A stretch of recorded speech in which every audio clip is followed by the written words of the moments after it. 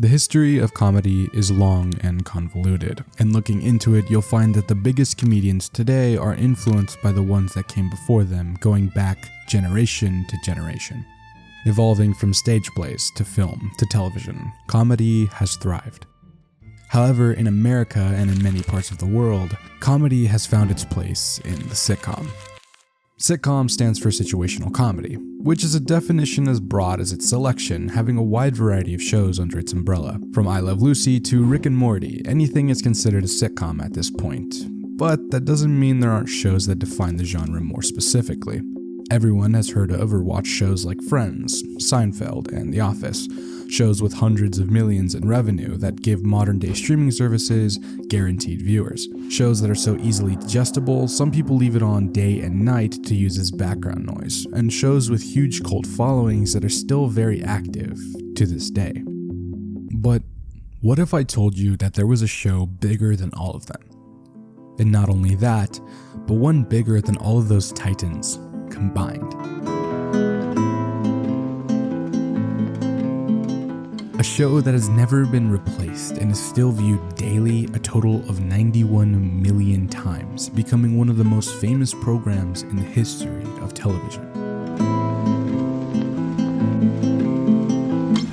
Today, I'm going to tell you the story about a show unknown to people outside of Latin America, the man responsible for its billion-dollar price tag, and the story behind its rise to greatness and meteoric fall. This show would come as a result of over 20 years of one man's hard work and talent whose legacy has left an everlasting impression on the hearts of millions of people. This man's name is Chespirito.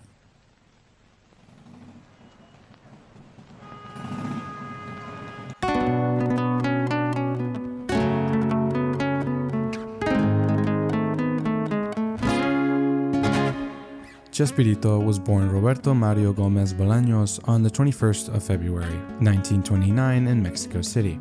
Roberto's early life seemed relatively normal, even with crime, gang activity, and political unrest beginning to increase as his participation in sports like soccer and boxing kept him on the straight and narrow and away from trouble during his younger years. Mexico after World War II saw drastic social, economic, and political changes. Political changes stemming from the dominant party's policies, instituting a protectionist import substitution economy, leading to a closing off from foreign markets, making Mexican businesses extremely reliant on governmental contracts, helping with social welfare programs and helping the economy grow, but also causing an insane amount of corruption. Some of the good things that came with this exponential growth was the rapid development in industrialization and urbanization. What would follow is higher living standards for people who moved to these modern areas, and the replacing of radio with television. Clock Clock sería Nor Suiza porque sí es de pollo.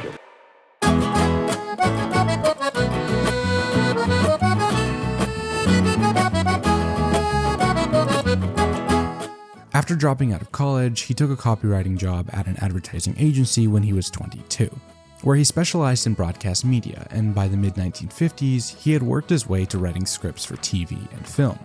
From the beginning, he worked on comedy, and for the next 20 years, he would write for some of the most famous shows and movies that Mexico had to offer. Movies like Cómicos y Canciones, and programs like El Estudio de Pedro Vargas. Developing his skills and earning his famous nickname that's a play on Chespirito, or Little Shakespeare, recognizing his talents and writing abilities, as well as making fun of his height, coming in at 5 foot 4 inches. Because what's more fitting than a comedian having a joke for a name? In 1968, Gomez would finally get his own show after TIM, a television upstart attempting to compete with the big names in the broadcasting space, would take a chance and make a comedy show their signature program, as opposed to the popular telenovela with Chespirito. These 40-minute episodes of sketch comedy would cement Chespirito's talented name as a writer and comedian, as he found immense success through it, where we would see his famous personalities like El Chapulín Colorado, Dr. Chapatín, Chaparrón Bonaparte, and his most famous character, El Chavo del Ocho, for the first time.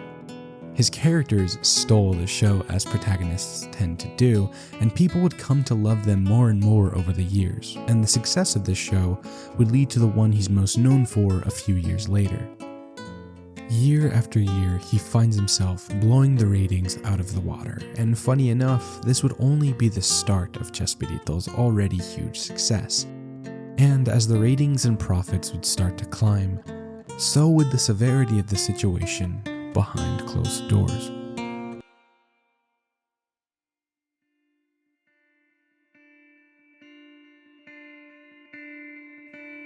Because what's most fascinating about this time is not what's happening on screen nor behind the scenes, and basically has zero to do with Señor Bolaños himself. Because once we take a deeper look into the business side of things, we'll find the conclusion to an 8-year fight for the control over broadcasting in Mexico, and what I like to call the Secret War.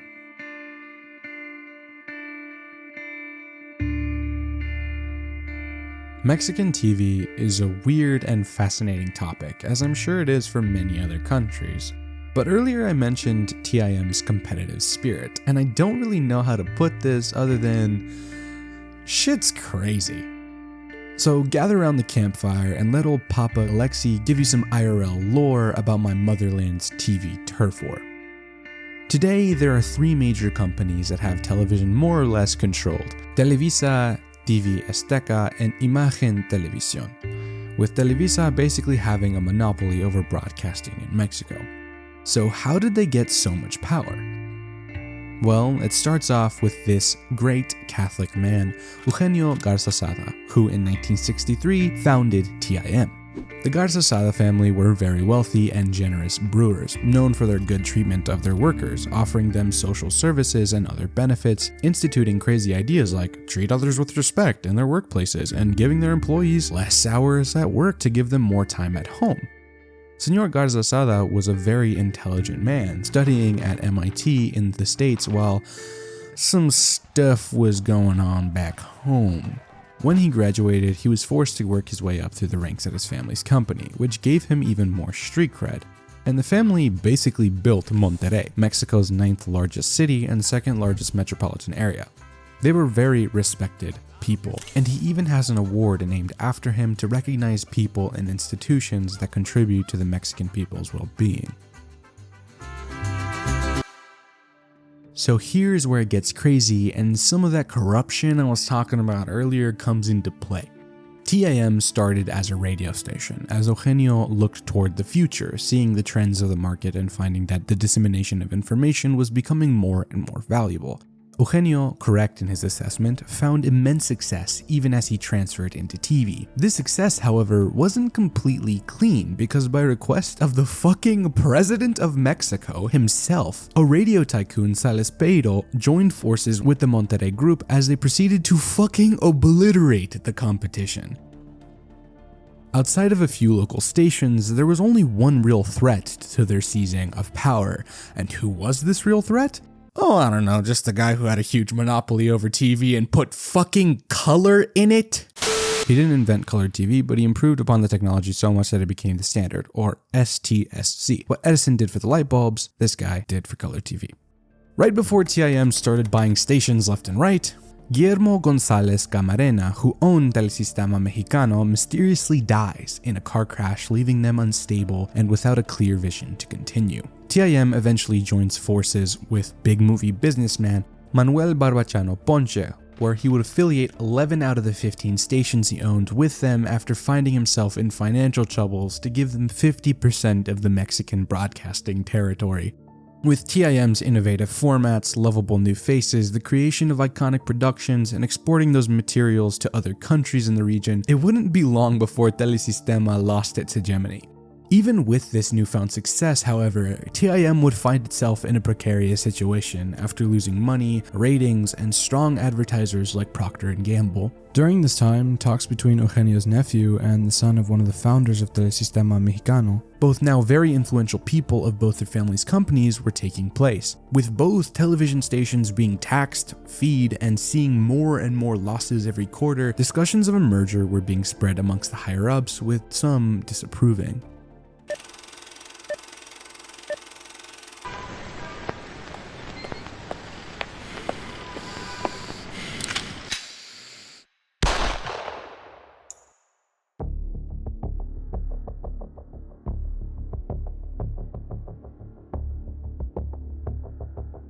A few months before the merger, Eugenio would be assassinated in his car by members of the September 23rd Communist League at a red light on his way to work.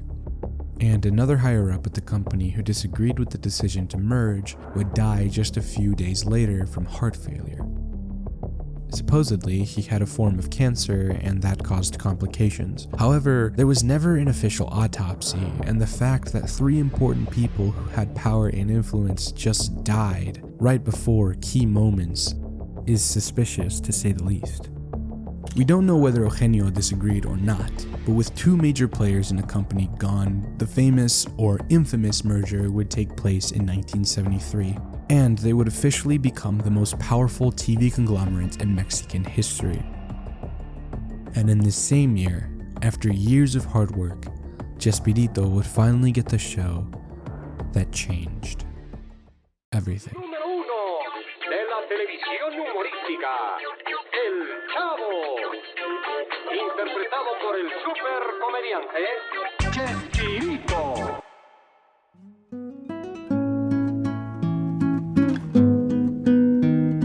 The first episode premiered on February 26, 1973 to widespread love and excitement from the general public as people were excited to see more of the genius on screen.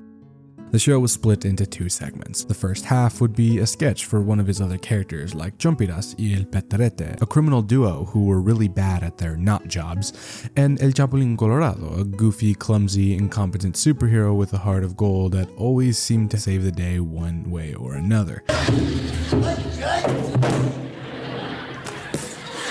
As El Chavo and many others, he brought joy to people having fun and doing what he loved with people he loved, which I'm sure helped him keep his innocent spirit alive because astonishingly, Chespirito was well into the latter half of his life by this time. But the way he played these characters showed that he had plenty of energy left in the tank. No contaban con mi astucia. ¡Llegan los buenos!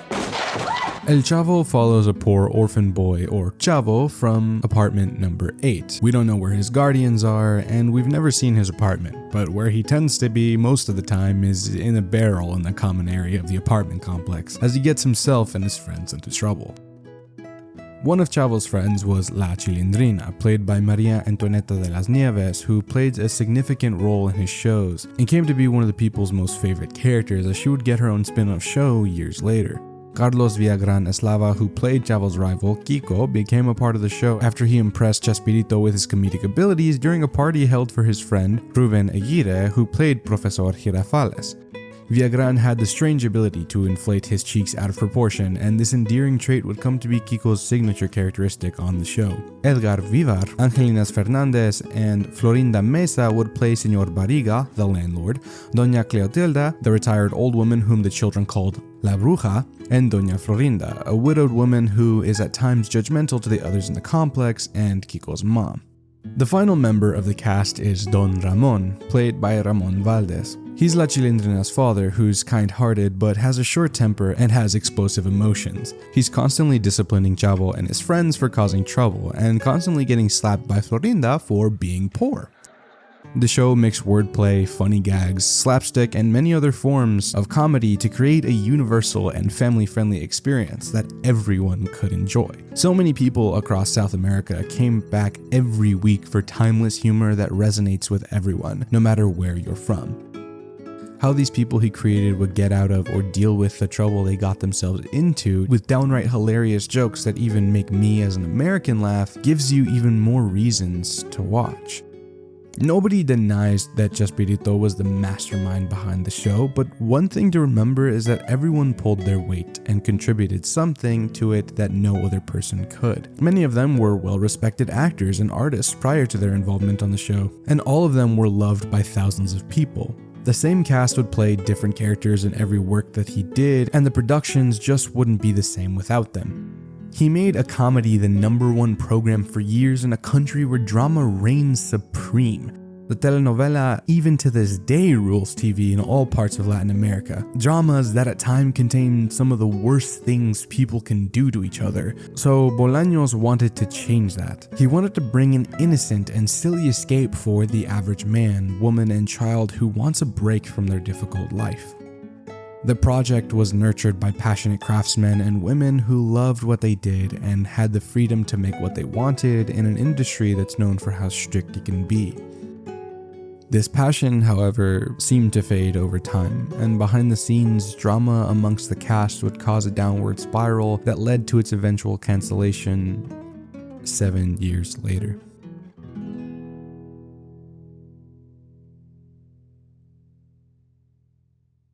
Okay, where do we start? Carlos Villagrán leaves the show in 78, at the end of the 6th season, with Ramón Valdés leaving the next year. With 2 extremely important characters leaving the star-studded cast, Televisa pulls the plug and it's cancelled in 1980. After doing something for 7 years, you might start to like that thing less, and working with people who disagree with your ideas wears you down over time. So that's it.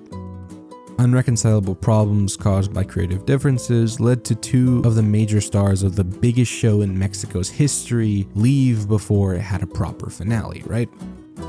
Well, not exactly. The popularity of El Chavo del Ocho brought an addictive level of fame that Villagrán and De las Nieves couldn't live without, and so they started working as their characters outside of the show, while not owning the rights to them. This, as you could imagine, caused some tension between them and Chespirito, and eventually led to both of them going to court.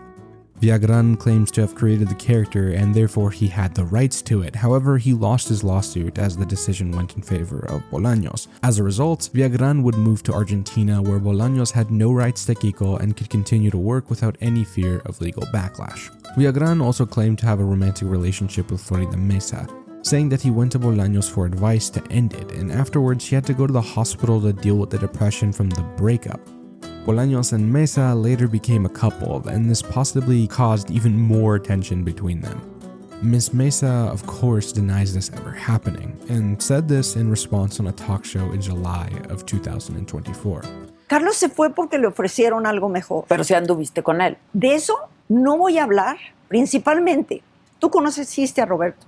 Claro.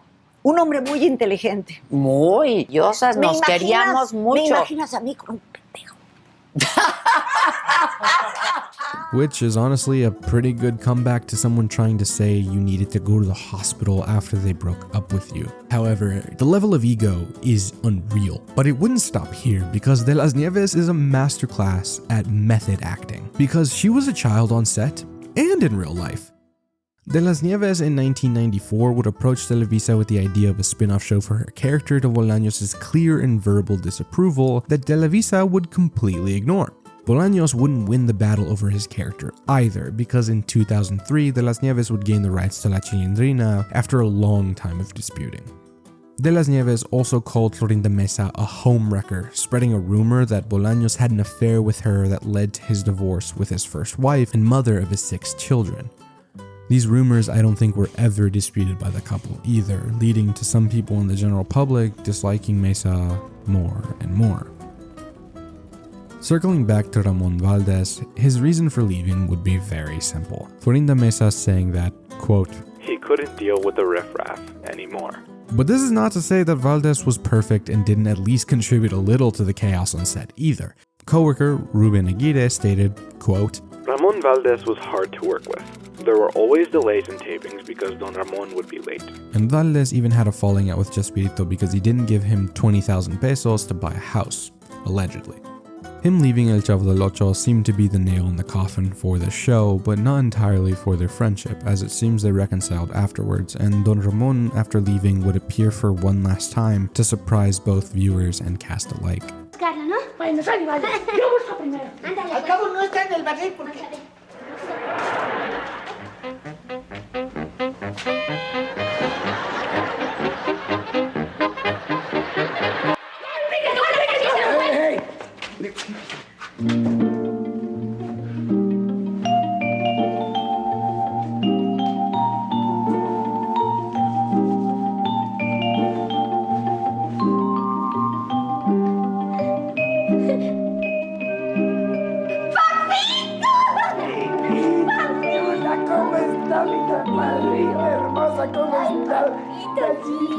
¿Cómo has estado, mi amor? ¿Cómo has estado, mi hija?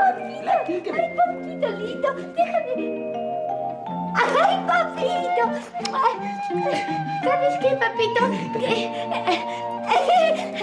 voy a avisar a mi bisabuela! De las Nieves and Ramon Valdez had a real and beautiful relationship that would imitate the roles they played on the show. The character of La Chilindrina cries in a strange and comedic way that's meant to imitate the crying of real children. However, the tears she would shed that day were very real. I'm sure there are many more things that led to the show's end, but the main one was the drop in ratings. People missed Don Ramon and people missed Kiko. They wanted the characters they had come to love more and more over the years to stay, and that just couldn't be done. The show was supposed to give people a break from dramas, but came to be one behind the scenes, and this would severely affect the quality. They tried to fill a void that couldn't be filled, and it was impossible to keep it going in the state it was in. After 8 seasons and 312 episodes, the final one would air on January 7th, 1980, never giving the ending the people wanted and needed from their favorite show. Maybe Bolaños was too controlling over his baby. Maybe Bolaños did in fact cheat on his wife with Mesa. Maybe he didn't give Ramon money for the wrong reasons. Maybe not letting his friends play their characters outside of the show was actually him being a bad friend, and maybe, just maybe, he wasn't the saint everyone thinks he is. We don't really know every detail of what happened, and we'll never know with 100% certainty who's telling the truth. All we can know is that something happened to cause this family to break and never really talk to each other again afterwards. Human beings are flawed and fallen creatures, so honestly, 2 things could be true at once. Bolaños could be a saint, but he could also have done some terrible things. No human being is perfect, and we are all capable of more evil than we realize. That we can know with certainty. Alegría, ¿cierto? Sí, es el objetivo principal, divertir. Si adicionalmente podemos dar un mensaje, lo hacemos. Ya hay un mensaje en que no haya nada negativo, pero el objetivo es divertir. Mientras vemos la sonrisa de un niño y entendemos que ese niño estuvo X tiempo a la semana contento, olvidando sus problemas. Los niños tienen muchos problemas y los grandes también. Gracias a nosotros ya nos sentimos totalmente pagados.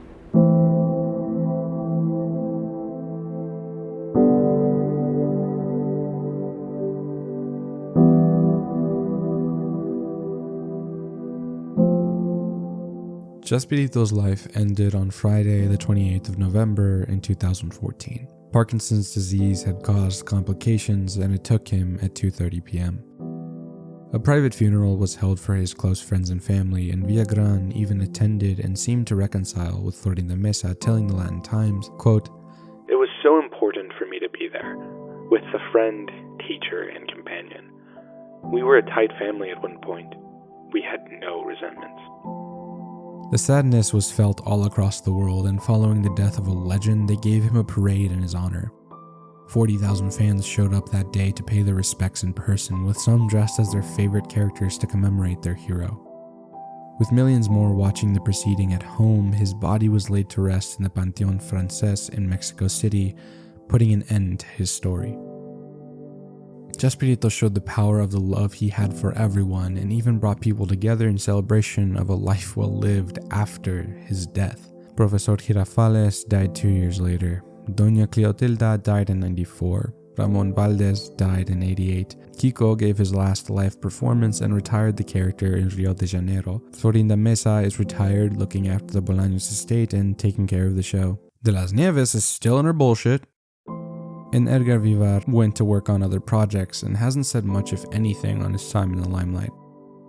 Looking at an unreleased Chilean interview shows just how close everyone truly was with each other. The energy in the room is happy, peaceful, and loving as they listen to their idol answer the reporters' questions. I wish they could have stayed like this. Chespirito changed the world more than anyone could have ever imagined, and he did it with a TV show.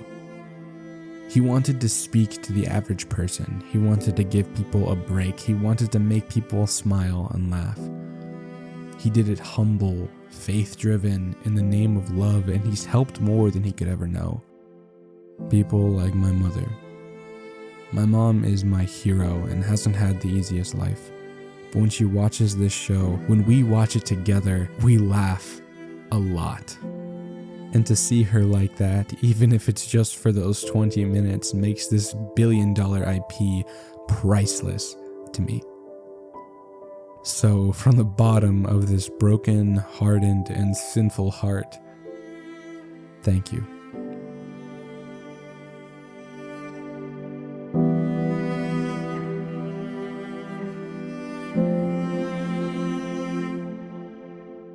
Hey guys, it's Alexi.